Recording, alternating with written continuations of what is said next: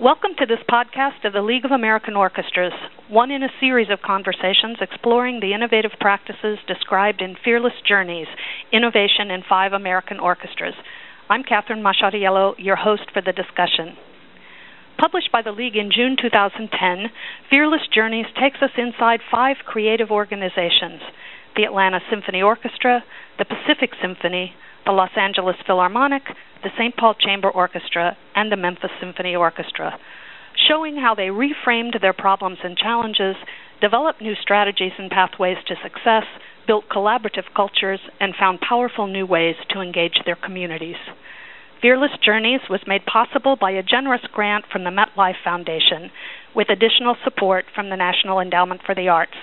The book is available as a downloadable PDF, as well as for Kindle and EPUB from the League's website at americanorchestras.org. In this podcast, I am joined by a team from the Atlanta Symphony Orchestra.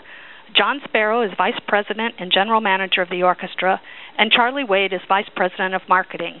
Evans Mirageas serves as Director of Artistic Planning. Hello, everyone.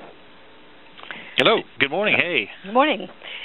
I'll start by giving a little context for this discussion. Fearless Journeys characterizes the ASO's transformation as moving from silos to synergy and documents your work in building a collaborative organizational culture, allowing you to overcome a decade of turmoil in the 1990s and shape an environment that values cross-departmental interaction and gives widespread permission for creative thinking. Specifically, the book highlights your orchestra's collaborative programming model, by now widely known in the field as the War Room. But like all innovative practice, the War Room resonates with implications for the entire organization. John, let's start with you. Sure. To begin with, it's important to understand, I think, that the War Room is not a discrete activity or an end in itself, but instead is a reflection of the wider organizational culture. But tell us, did it start out that way as a conscious effort to inform overall institutional behavior? Which came first? Was the War Room an outgrowth of an emerging collaborative culture within the ASO, or was it the catalyst? Well, really, I think that the War Room was born out of some trends or some ideas that were happening at the time. It really came out of a very difficult 10-week strike. The organization at the time in 1996 had a 10-week work stoppage, and it was very polarizing. And the organization realized that there was a real need to address communication and to work hard to bring the organization and the community all sort of back together. And so lots of different cross-constituent initiatives came out of that sort of period of introspection. Task forces about the new Symphony Hall project, a visioning committee called the New Era Team that deals with confronting institutional challenges with members of the board, community, musicians, and staff at the table. Certainly the music director and principal guest conductor search processes were very cross-constituent and collaborative. And so I guess ultimately the War Room came out of it as well, and it was really an outgrowth of a deeper organization-wide sort of journey to work together and try very hard to prevent polarization on any host of issues or ASO relationships. So you're saying all of these activities were integrated really from the start, and together they brought a critical mass to the effort to build this culture. I think they probably all didn't happen in any sort of magical sequence, but I think that all of them were outgrowths of this sort of moment in time where the organization had a very major crisis and went inside and went deep down to say, what are we going to do about it, and what do we want to be when we come out of it? And so I would say War Room was one of the really major initiatives that came out of that decision to say, we really want to work together and we really want to try to do it differently. That's great. Evans, I'm sure that the structure and decision-making process of the War Room continue to be slightly mysterious to many people. So for the sake of context, let's give folks a brief glimpse inside. Can you tell us who participates, when you start, who sets agendas, documents what happens, and moves the process forward?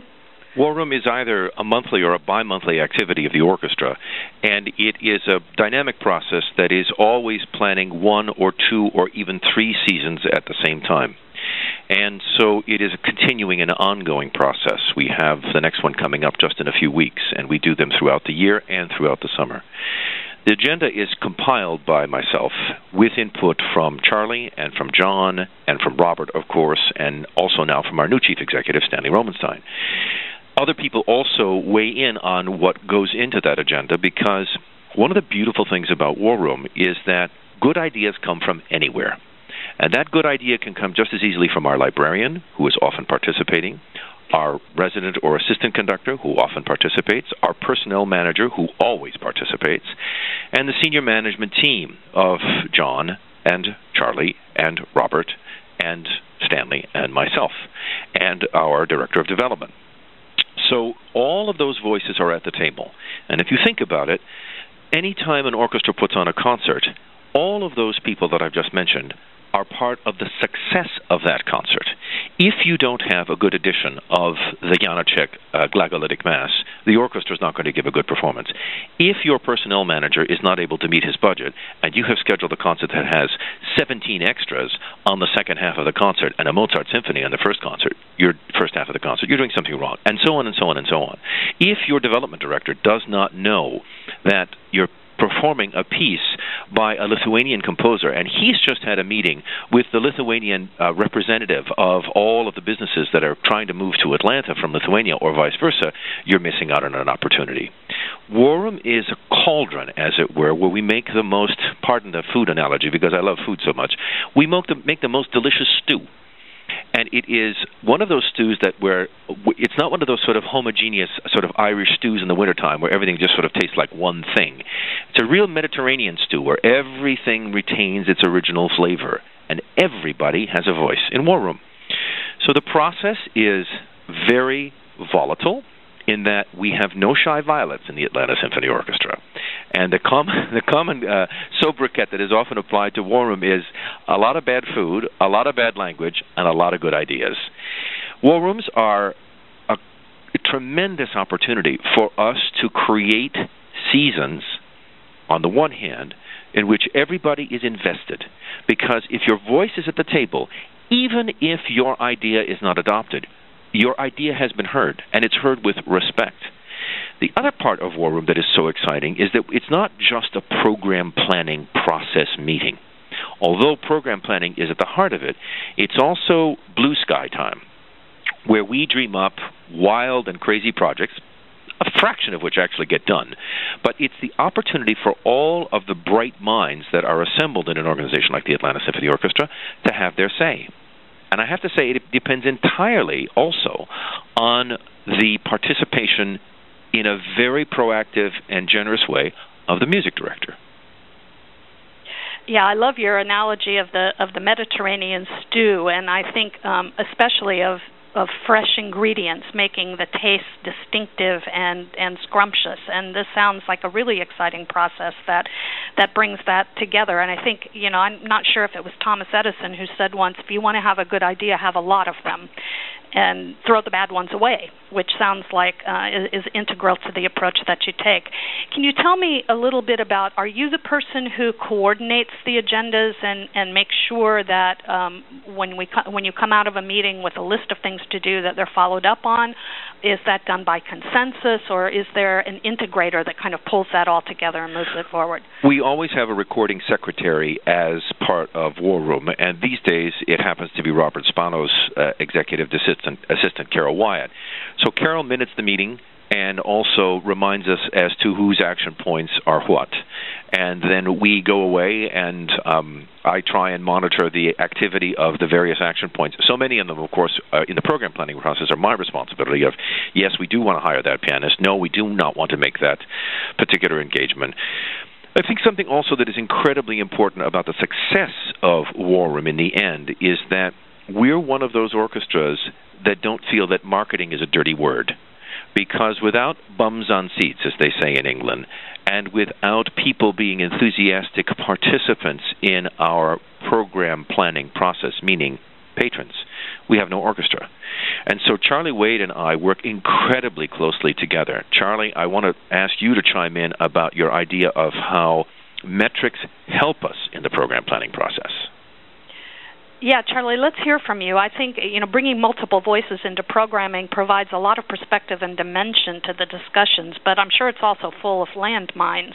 How do you bridge that sort of potentially contentious confluence of artistic planning and marketing? And how do you manage whatever conflict might arise to inspire compromise and develop synergy between your artistic and marketing ambitions?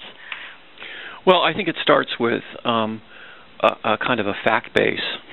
There's nothing like taking the emotion out of arguments if you've got sort of the statistics and facts for all of us to look at and recognize and acknowledge.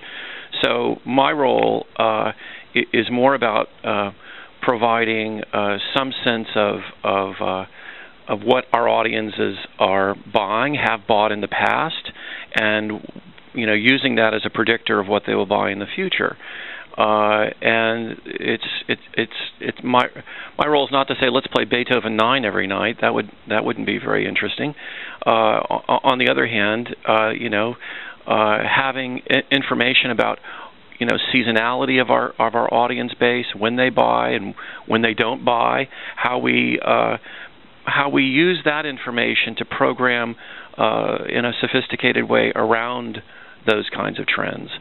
So actually, I mean, as much emotion as we actually have in the war room about arguing about things, at the end of the day, there's a shared expectation of what each program will do in terms of audience, and that goes.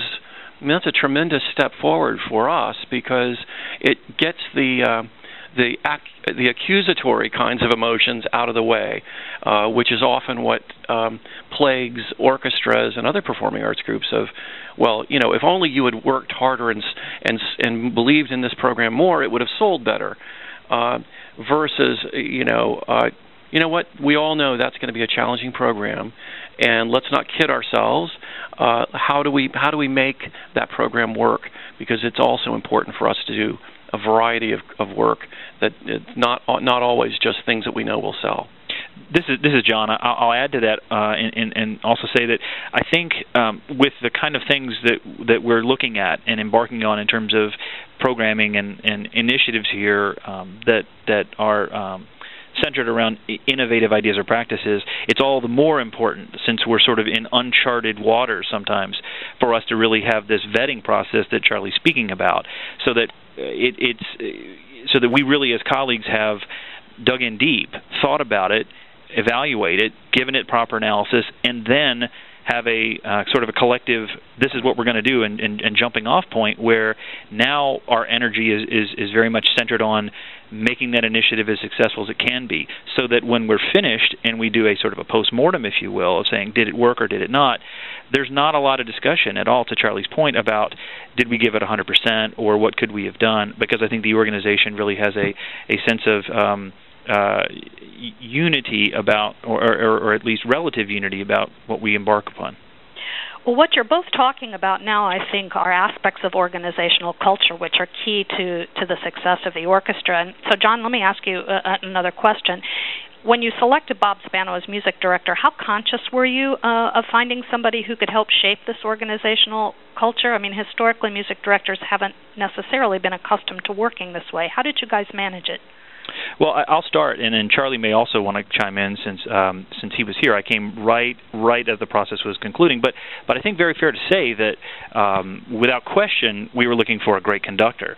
But I think as important to us as a great conductor and an artistic leader was finding someone who was a partner, a colleague, and a collaborator. And you know, the search process was, and what we were searching for was well visioned through a president here leading a process that involved board, musicians, staff, and the greater community about what the next chapter of the ASO really needed to be. And you know, the view was really not just how this person would get along with the orchestra musically, but really also, you know, the bigger institution, the community, and certainly Allison Volgamore, our president at the time, and our principal conductor. You know, when he was hired, the structure of the job was created as a one of three positions that made it what was called a creative partnership, and it really was a leadership triumvirate that included the music director, the CEO, and the principal guest conductor. And it's really a three-legged stool, if you will, so charged with not only programming for the orchestra, but also the success of the artistic mission, and also the related success of the overall organization, not just one component of it, which is unusual for a music director to kind of have part of his charge or her charge to be focused on that. Let me interrupt just for a second, yeah. John. This is Charlie. Just to answer your question in another way, we actually, Catherine, had written into the job description, must consult with the rest of the organization. Yeah. And that's kind of an important distinction in the way music director job descriptions are written, because I think that was fairly unusual, may still be unusual at the time, because that's not how, the role of music directors has always been. So, Evans, you may have a further comment about that. I think that one of the beauties of working with Robert Spano is that he is a born teacher. And born teachers who are really good at what they do are always interested in feedback. And because if you call it the Socratic method of, raising a question if someone has a different idea and eliciting from them their thinking in the questioning process.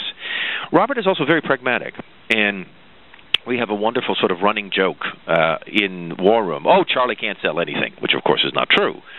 But what Robert is aware of course, is that it's always about horse trading. And very few music directors get this, that the Beethoven Fifth is a great piece of music. It's always been a great piece of music. It will always be a great piece of music.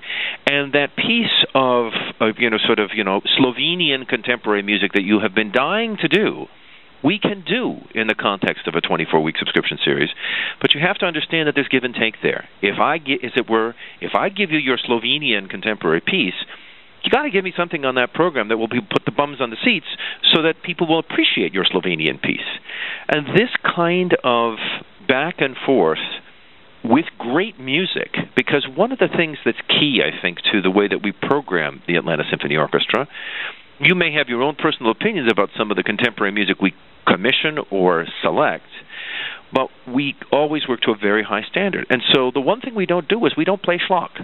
But if we're going to take a challenge, we cushion that challenge. Or if we're going to put a program together, we have a wonderful program coming up in the spring of this coming season, which is all focused around how different composers have reacted to the idea of death. Now, it's not the most cheery program in the world. It does have at least the third act of La Bohème as the last piece on the program, but it's a program that we went into the season knowing that it would be a challenge. But it's something that is so important to Robert artistically to explore that we've packed it with enough good stuff, and also because it's part of our mission, we do it. Now, surrounding that program, yes, we have a season that has Brahms piano concertos and Beethoven symphonies and Scheherazade's and all of those good things that will, in the aggregate, we hope, meet our revenue goals. Well, and Evans, one of the things, Charlie, we also put that particular program in the spring where we know sales trend up. So there's a lot of, I guess, Catherine, what we're saying, there's lots of variables that we have to think about, and that's why more people in a room deciding these things as opposed to one or two people sitting by themselves, it has, for us anyway, been sometimes more difficult and sometimes more time-consuming, but a much more rewarding and enriching and, I think, smarter process for us. Well, and probably makes you have better programs with greater impact on the audiences who come to them. John, I'd like to ask you one other question in relation to culture here before we move on. How does this spill over into relationships with musicians? I mean, we haven't spoken about musicians yet, but I'd like to ask you how they're part of the broader cultural dynamic in the organization, and also to ask you whether that dynamic has changed over time as your culture has become more embedded. Yeah, well, sure. It's an integral part, and it's a palpable part. They're a palpable part of the collaborative culture. I think, certainly since the strike, we've worked very hard to strive for a very high level of transparency and in everything we do, and in particular, all the time, not just when there's a problem. Musicians here have been regular members of the finance committee, the board, and all kinds of critical functions of the organization for now going on more than 10 years. And I think that this sort of everyday process of including them as much as possible everywhere we can, sort of breeds a sense of the fact that they're actually they feel like shareholders, not employees, and there's a very different sort of mindset that goes along with that. So they have a much different sort of outlook on the outcome. They're invested in it with us, and I think it's yielded some very positive results. I think we have generally a very good sense of morale, and we've been very fortunate to have a lot of really talented musicians seek us out when we have vacancies that we're trying to fill. I think further on a more pragmatic level, in terms of just the nuts and bolts of what we do, I think that sort of transparency and culture has been a major part of why we've been able to have long tenured collective bargaining agreements that are 3-4 years long, and the process to get those agreements in place has been quite focused and often, fortunately, knock on wood, quite short. Our last contract we arrived at back in 2007, as an example, was a 3-year contract that was arrived at in a 35-day process, and it was fair and balanced, and I think was aspirational, but also responsible. So I think all that to say, the musicians are a very, very big part of the culture, and are included in many of the conversations, even beyond just the natural order of business that has to do with things that directly impact them. They would view that most of what happens in the organization impacts them, so they'd like to have a voice. Well, I think what you're all saying really is that although the process can be a little bit messy sometimes, so the more voices you have in the room, the more that has to be sorted out to come to resolution. It's also a really exciting process, and we've talked a lot about the war room and about the artistic programming model, but I'm wondering, Charlie, if you could talk a little bit about how this spills over into the rest of the organization. Does it have implications for how you work administratively on a daily basis in the ASO? Yeah, I think that what it's led to are a series of teams that have kind of grown out of, well, gee, this process has worked well for programming. How can we use this process, for other aspects of the institution? So, and we have a number of weird names for each of these groups. There's the Dream Team, which is sort of the big pie in the sky financial group. There are John, help me out. I'm now suddenly gone mind blank on the Priority One Committee, the Net Group, the New Era Team. New Era Team, yeah. Yeah. We have the OMG, which is doesn't stand for what you think it stands for. It's our online media group. Anyway, it sort of rolls out, but all of that is because it's, I mean, whatever we call them is kind of just the fun part. But it was this approach of teamwork in working with that overused phrase of cross-constituency teams. But it actually has a really positive effect in helping everyone feel empowered and connected to what we're doing, and also helps us get it out of silos, which is a constant battle.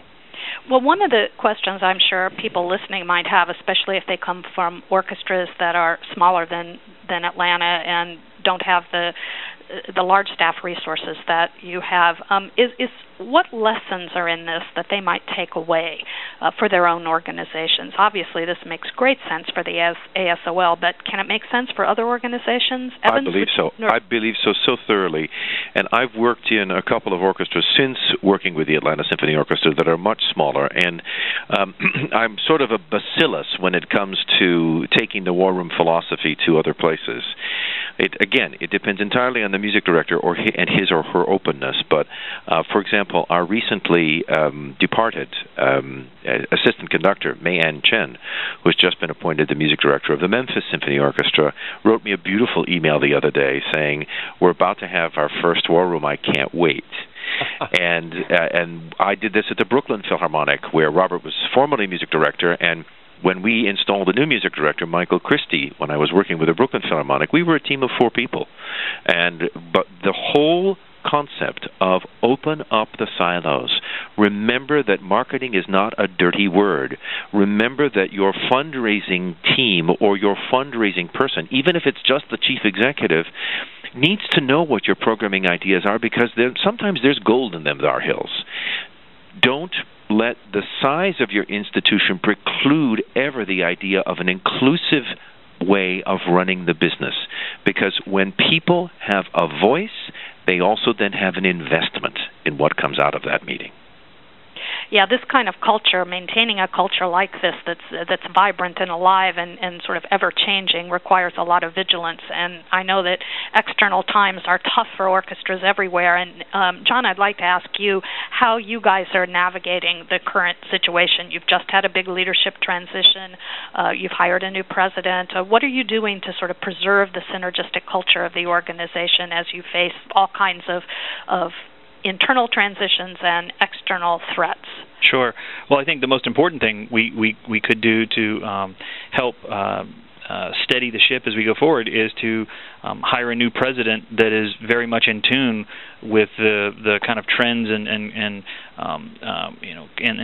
certainly the culture of the organization. And I think we've very much done that in Stanley Romenstein. I think again, the process, the legacy, the process moved forward, and even as the CEO who created it, in many ways, departed to go in a different direction, the legacy of this culture was alive and well, and the structure of a search for a new CEO was very much focused on what do we need and how do we have someone that preserves what's good about a culture here and who might have ideas about advancing it and taking it further. So if I could just interrupt real quick, I think too. Sorry, John.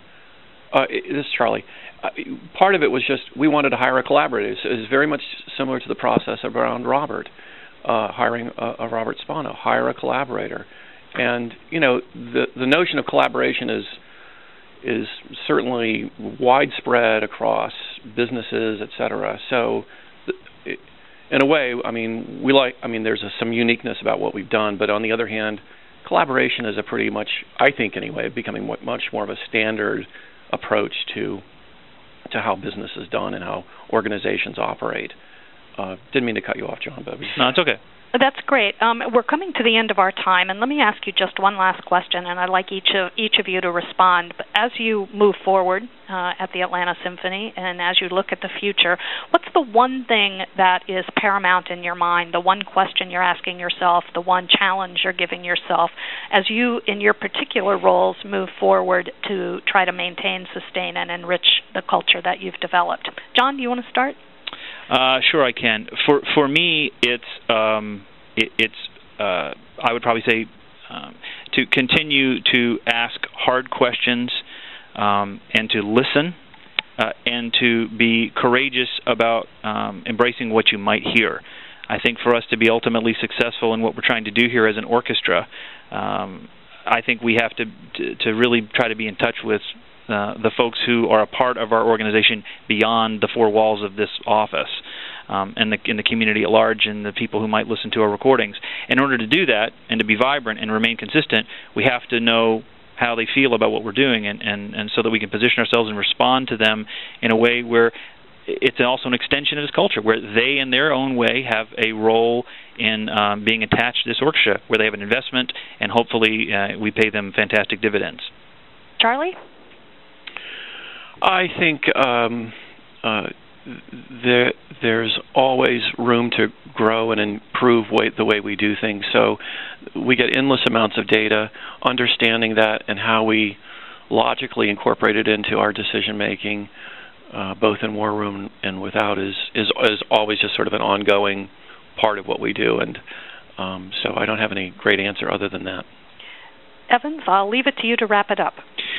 Well, my particular challenge that I'm always setting myself is to stay fresh, because there's so much danger in thinking that you have achieved a plateau.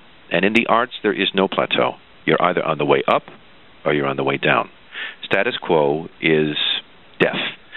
And even in something that is as, let's say, tried and true as programming a Beethoven symphony, requires, I think, a kind of vigilance on my part and on the part of Robert and the guest conductors with whom we work, to make certain that we're always refreshing people's appreciation of the repertoire that we perform.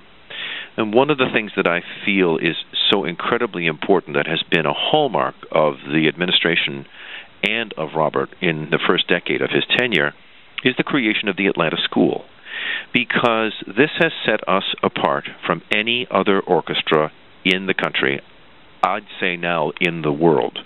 German orchestras that are affiliated with the radio services do a fair amount of commissioning, but no other orchestra since the time of Serge Kouzovitsky and the Boston Symphony Orchestra from the mid-1920s until 1950 had a singular commitment to a handful of composers and said, "You're my guys and gals. I'm going to repeatedly commission you, repeatedly perform you, record you, take you on tour, and make certain that everybody knows that this group of composers for this particular institution at this particular time is incredibly important." And while we will leave, I hope, all of us who have been affiliated with the orchestra in this time, whenever it is it's our time to move on, I think we'll all leave various kinds of legacies. What I am most proud of and what I'm most concerned about keeping fresh is the idea of this handful of composers that Robert champions. And we are now, I'm very happy to say, entering, as it were, the second generation, because we've added a new young composer by the name of Adam Schoenberg to our list. And Adam is a 20-something. And Robert ruefully admits that most of the kids that he started out with 10 years ago are no longer 30-somethings, and some of them are no longer 40-somethings. And so this process of renewal is vital to the health of an orchestra. John has spoken about it, and the idea of keeping players in the loop. Charlie has spoken about it, about staying ahead of trends and making certain that we're getting the best data and using the best metrics that we possibly can. I close just by saying we're a dynamic organization, and in order to survive, we have to stay that way. What a great way to conclude, and especially a great way to conclude in talking about the impact of all of this work on the art form and on the artistic work of the orchestra. So thank you so much, John, Charlie, and Evans, for your generous and insightful participation. Certainly we wish you well as you continue on your journey with the Atlanta Symphony. For more information, we invite all the listeners to contact the Symphony and to read Fearless Journeys. And as a reminder, Fearless Journeys is available as a downloadable PDF as well as for Kindle and EPUB from the League's website at americanorchestras.org. Thank you so much for joining us.